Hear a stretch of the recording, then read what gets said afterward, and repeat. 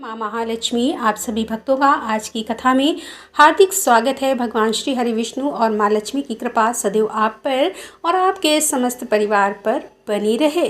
दोस्तों, आज आप सुनने वाले हैं माघ मास की कथा का 22वां अध्याय। आपकी जानकारी के लिए बता दूं कि इस चैनल पर जो आप माघ मास की कथाएं सुन रहे हैं, इसमें आपको संपूर्ण रूप से पद्म पुराण की कथा सुनाई जा रही है। तो आप लोग पूरे भक्तिभाव के साथ इस कथा को पूरा सुना कीजिए और अगर संभव हो तो वीडियो को शेयर भी किया कीजिए।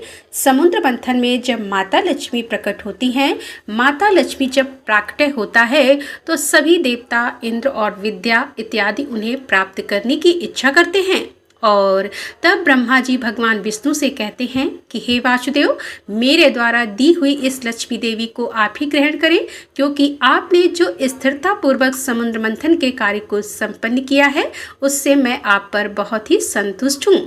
ऐसा कहकर भगवान ब्रह्मा जी लक्ष्मी देवी से कहते हैं कि हे देवी, तुम भगवान केशव के पास जाओ और मेरे दिए हुए पति को पाकर अनंत वर्षों तक आनंद का भोग करो। फिर ब्रह्मा जी के ऐसा कहने पर लक्ष्मी जी समस्त देवताओं को देखते देखते श्री हरि के वक्ष स्थल में चली गई और भगवान से बोली कि हे देव, आप कभी मेरा परित्याग ना करें। संपूर्ण जगत के प्रीतम मैं सदा आपके आदेश का पालन करती हुई आपके वक्ष स्थल में निवास करूंगी। यह कहकर लक्ष्मी ने कृपापूर्ण दृष्टि से देवताओं की ओर देखा। इससे उन्हें बड़ी प्रसन्नता हुई। इधर लक्ष्मी जी से परित्यक्त होने पर दैत्य को बड़ा उद्वेग हुआ। उन्होंने झपट कर धनवंतरी के हाथ से अमृत का पात्र छीन लिया। भगवान विष्णु ने माया से सुंदर स्त्री का रूप धारण करके दैत्यों को लुभाया और उनके निकट जाकर कहा कि यह अमृत का कमंडल मुझे दे दो। अब उस त्रिभुवन सुंदरी रूपवती नारी को देखकर दत्त का चित्त काम के वशीभूत हो गया। उन्होंने चुपचाप वह अमृत उस सुंदरी के हाथों में दे दिया और स्वयं उसका मुंह ताकने लगे। दानवों से अमृत लेकर भगवान ने देवताओं को दे दिया और इंद्र आदि देवता तत्काल उस अमृत को पी गए। अब यह देखकर दैत्यगण भांति भांति के अस्त्र शस्त्र और तलवारें हाथ में लेकर देवताओं पर टूट पड़े, परंतु देवता तो अमृत पीकर बलवान हो चुके थे। उन्होंने दैत्य सेना को परास्त कर दिया। देवताओं की मार पड़ने पर दैत्यों ने भागकर चारों दिशाओं की शरण ली और कितने ही पाताल में घुस गए। तब संपूर्ण देवता आनंद मग्न होकर शंख चक्र और गदा धारण करने वाले भगवान श्री हरि विष्णु को प्रणाम करके स्वर्गलोक को चले गए। से सूर्यदेव की प्रभा स्वच्छ हो गई। वे अपने मार्ग से चलने लगे। भगवान अग्निदेव भी मनोहर दीप्त से युक्त होकर प्रज्वलित होने लगे तथा सब प्राणियों का मन धर्म में संलग्न रहने लगा और भगवान विष्णु से सुरक्षित होकर समस्त त्रिलोकी श्री संपन्न हो गई। उस समय समस्त लोगों को धारण करने वाले ब्रह्मा जी ने देवताओं से कहा कि हे देवगण, मैंने तुम्हारी रक्षा के लिए भगवान श्री हरि विष्णु को तथा देवताओं के स्वामी उमापति महादेव जी को नियत किया है। वे दोनों तुम्हारे योग क्षेम का निर्वाह करेंगे और तुम सदा उनकी उपासना करते रहना, क्योंकि वे तुम्हारा कल्याण करने वाले हैं।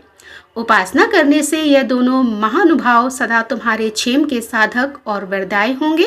यूं कहकर भगवान ब्रह्मा अपने धाम को चले गए और उनके जाने के बाद इंद्र ने देवलोक की राह ली। तत्पश्चात ही श्रीहरि और भगवान शंकर बैकुंठ लोक और कैलाश पर्वत पर अपने अपने धाम में जा पहुंचे। तदंतर देवराज इंद्र तीनों लोगों की रक्षा करने लगे।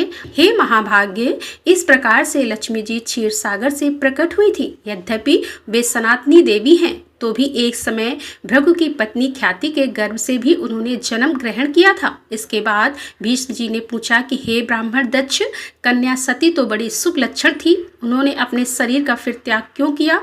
तब भगवान रुद्र ने किस कारण से दक्ष के यज्ञ का विध्वंस किया, यह भी कृपा करके बतलाइए। पुलस जी कहते हैं कि हे भीष्म, प्राचीन काल की बात है। दक्ष ने गंगाद्वार में यज्ञ किया। उसमें देवता, असुर, पितर और महर्षि यह सभी बड़ी प्रसन्नता के साथ पधारे। इंद्र सहित देवता, नाग, यक्ष, गरुण, लताएं, औषधियां, कश्यप, भगवान, अत्रि, मैपुलय, ऋतु, प्रवेश होता, अध्वर्यु, उद्द और ब्रह्मा, इन चारों के द्वारा अंगीरा और महातपस्वी वशिष्ठ जी भी उपस्थित हुए। वहां सब ओर से बराबर वेदी बनाकर उसके ऊपर चातुर्य की स्थापना हुई। उस यज्ञ में महर्षि वशिष्ठ, होता अंगीरा, अध्वर्यु बृहस्पति, गाता तथा नारद जी ब्रह्मा हुए। जब यज्ञ कर्म आरंभ हुआ और अग्नि में हवन होने लगा, उस समय तक देवताओं के आने का क्रम जारी रहा। स्थावर और जंगम सभी प्रकार के प्राणी वहां उपस्थित थे। इसी समय ब्रह्मा जी अपने पुत्रों के साथ आकर यज्ञ के सभासद हुए तथा साक्षात भगवान श्री हरि विष्णु भी यज्ञ की रक्षा के लिए वहां पधारे। 8 वसु 12 आदित्य, दोनों अश्वनी कुमार, 49 मरुणगण तथा 14 मनु भी वहां आए। इस प्रकार यज्ञ होने लगा। अग्नि में आहुतियां पड़ने लगी। वहाँ भक्ष्य भोज सामग्री का बहुत ही सुंदर और भारी ठाट बाट था। ऐश्वर्य की पराकाष्ठा दिखाई देती थी। चारों ओर से 10 योजन भूमि यज्ञ के समारोह से परिपूर्ण थी। वहाँ एक विशाल वेदी बनाई गई थी जहाँ सब लोग एकत्रित थे। शुभ लक्षण सती ने इन सारे आयोजनों को देखा और यज्ञ में आए हुए इंद्र आदि संपूर्ण देव को लक्ष्य किया। इसके बाद वह अपने पिता से विनय युक्त वचन बोली। सती ने कहा कि पिताजी, आपके यज्ञ में संपूर्ण देवता और ऋषि पधारे हैं। देवराज इंद्र अपनी धर्मपत्नी सची के साथ ऐरावत पर चढ़कर आए हैं। पापियों का दमन करने वाले तथा धर्मात्मा रक्षक परम धर्मिष्ठा भी पधारे हैं। जल जंतुओं के स्वामी वरुण देव अपनी पत्नी गौरी के साथ इस यज्ञ मंडप में सुशोभित हो रहे हैं। यक्ष के राजा कुबेर भी अपनी पत्नी के साथ आए हैं। देवताओं के मुख्य स्वरूप अग्निदेव भी यज्ञ मंडप में पदार्पण किया है। वायु देवता अपने 49 गण के साथ और लोक पावन सूर्यदेव अपनी भार्या संज्ञा के साथ पधारे हैं।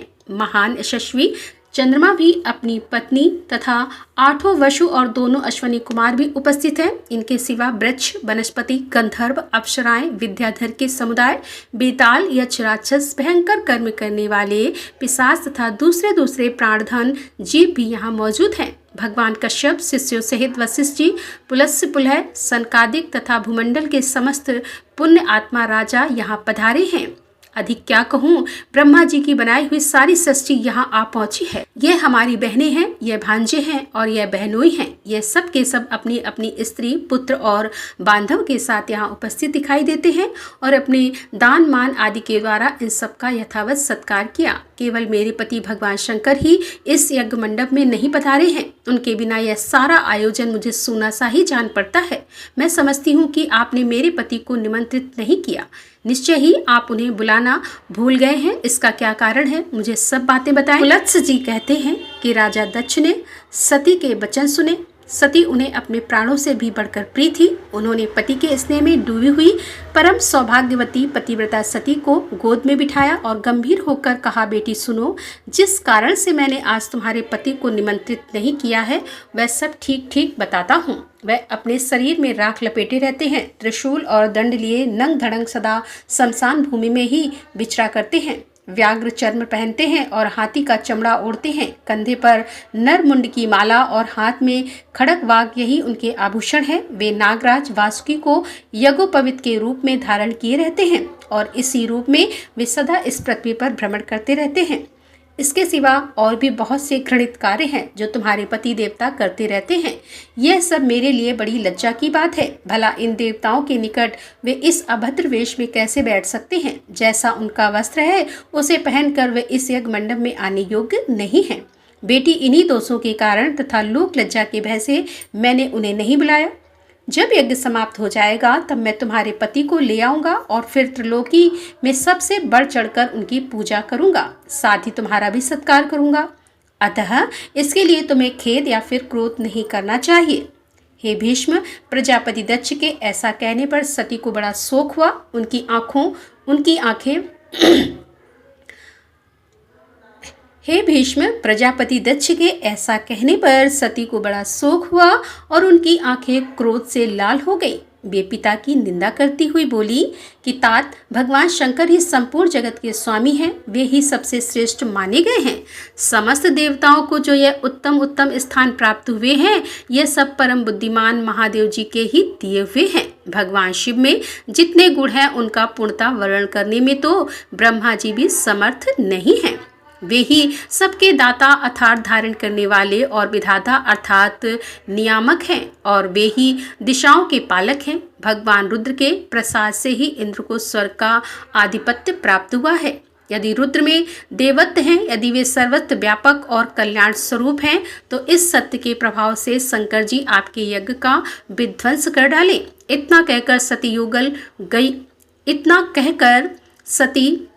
इतना कहकर सती योगत हो गई। उन्होंने ध्यान लगाया और अपने ही शरीर से प्रकट हुई अग्नि के द्वारा अपने को भस्म कर दिया।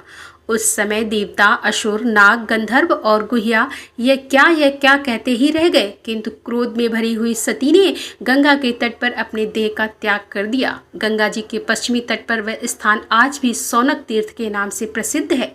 भगवान रुद्र ने जब यह समाचार सुना तब अपनी पत्नी की मृत्यु से उन्हें बड़ा दुख हुआ। उनके मन में समस्त देवताओं के देखते ही देखते उसको नष्ट कर डालने का विचार उत्पन्न हुआ। फिर तो उन्होंने दक्ष के यज्ञ का विनाश करने के लिए करोड़ों गण को आज्ञा दी।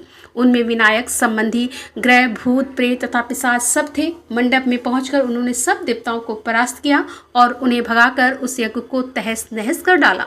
यज्ञ नष्ट हो जाने से दक्ष का सारा उत्साह जाता रहा। वे उद्योग शून्य होकर देवादिदेव पिनाकधारी भगवान शिव के पास डरते डरते गए और इस प्रकार बोले कि हे देव, मैं आपके प्रभाव को नहीं जानता था। आप देवताओं के प्रभु और ईश्वर हैं। इस जगत के अधिपति आप ही हैं। आपने संपूर्ण देवताओं को जीत लिया है।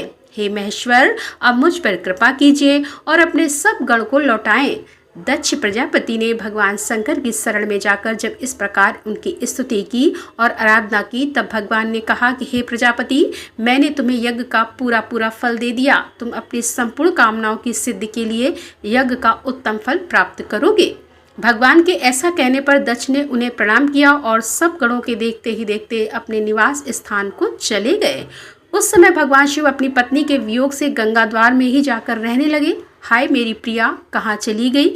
इस प्रकार कहते हुए वे सदा सदी के लिए चिंतन में लगे रहते थे। तदंतर एक दिन देव ऋषि नारद जी महादेव जी के समीप आए और इस प्रकार से बोले कि हे देवेश्वर, आपकी पत्नी सती देवी जो आपको प्राणों के समान प्रिय थी, देह त्याग के पश्चात इस समय हिवा की कन्या होकर प्रकट हुई है। मैना के गर्भ से उनका आविर्भाव हुआ है।